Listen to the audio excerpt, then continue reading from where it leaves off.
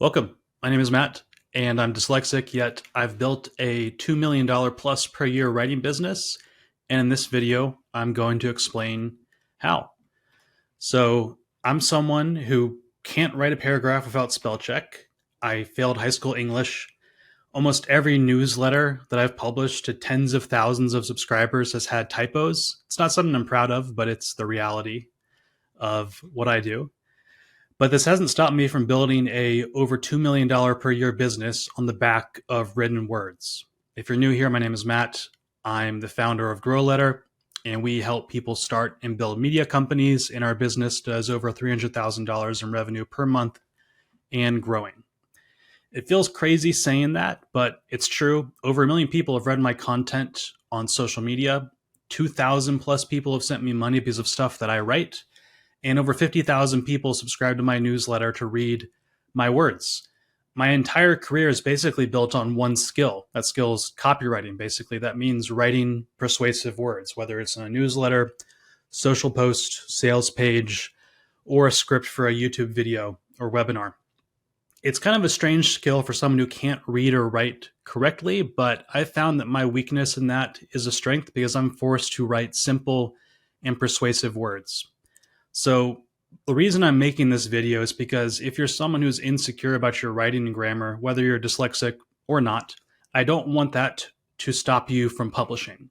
You can write useful stuff even if you feel like a bad writer, and I do. Yet because my content's valuable, people overlook the occasional typo.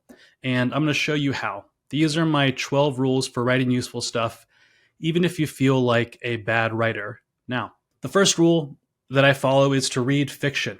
To write well, you want to read authors who write like they speak. Basically, if you want to write better, you need to read better. If you read these authors that I'm about to show you for over 3 hours per week, you're going to become a better writer without even trying, okay? Hunter S. Thompson, Charles Bukowski, Chuck Palahniuk, Dennis Johnson. There are many more too. If you're brand new to reading fiction, I would start with Charles Bukowski. And when you start reading, you'll understand why this is so powerful. The second rule is to publish. You do not get better by writing content. You won't become a better writer by writing. You will become better by publishing. If you publish consistently, that is the only way to find out what people actually love, hate, and ignore. And don't just publish a newsletter. Early on, it's very easy to hide behind a newsletter or a blog that no one reads. And when you first start, not many people are going to read your stuff. That's normal. You should publish once and then repurpose that content everywhere. Post it on Twitter, LinkedIn, Substack Notes, Medium, online communities, Facebook groups. You want to get eyeballs on your words in every possible way that you can. The third rule is to swipe.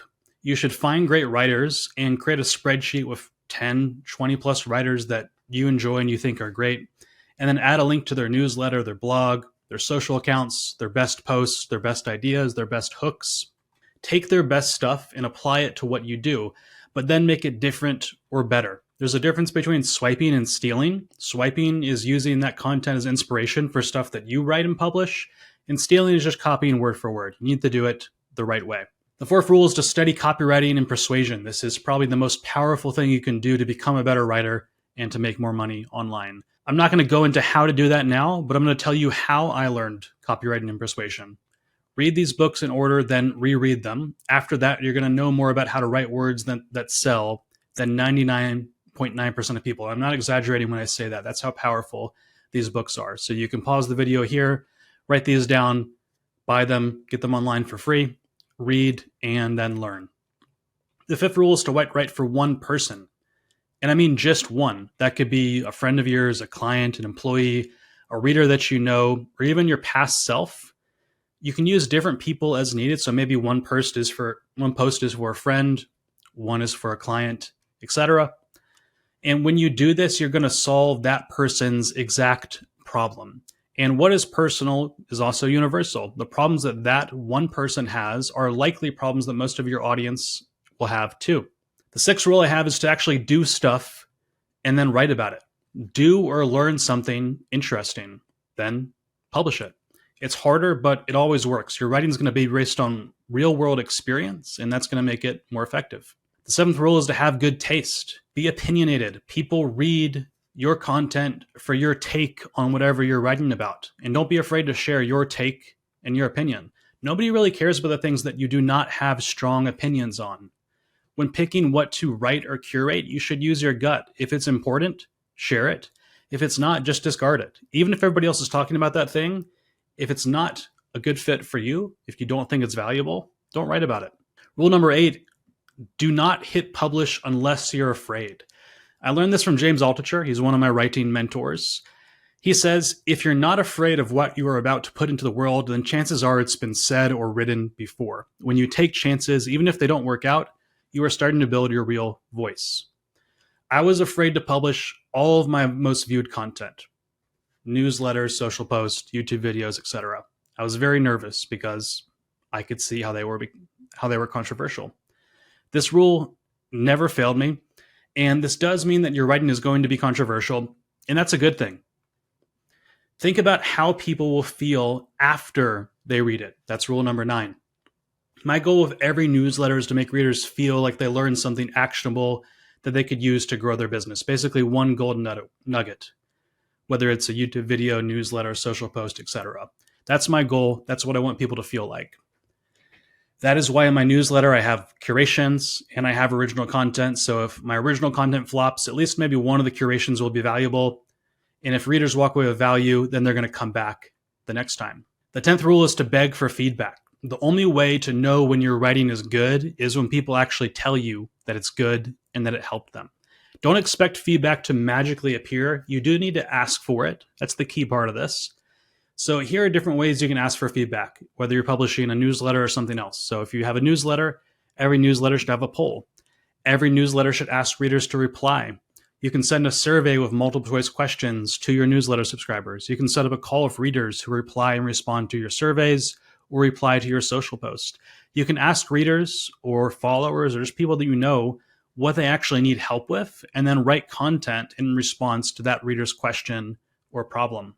Rule 11 is to become an idea machine. Every day, you should write down 10 content ideas that you can write about. It doesn't matter if the ideas suck. You should just write them anyways. Do it with pen and paper. Do it physically. And this builds your idea muscle. If you don't do this, your idea muscle shrinks. You should make this a daily habit. And eventually, as you keep writing these 10 ideas every single day, the good ideas will come out. Showers and long walks help bring them out. And then once you have good ones, maybe 1 out of 10 is actually good and worth writing about, save that digitally, write it in Apple Notes, Notion, whatever tool that you use. And then soon you're going to have more content ideas than you'll actually have time to write about. Rule number 12 is to edit. You should spend just as much time editing as you do actually writing content. Put all of your writing into Grammarly, ChatGPT, Claude to check for typos and clarification. If you're a dyslexic like me, that's a must.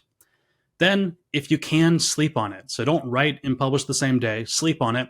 The next day, wake up, drink your coffee, edit and remove every word or sentence that isn't needed. You want to kill your darlings. Cut out all the stuff that's not necessary. Finally, read your writing out loud. This is incredibly simple, but probably the most powerful hack to improve the flow and the tone of your writing.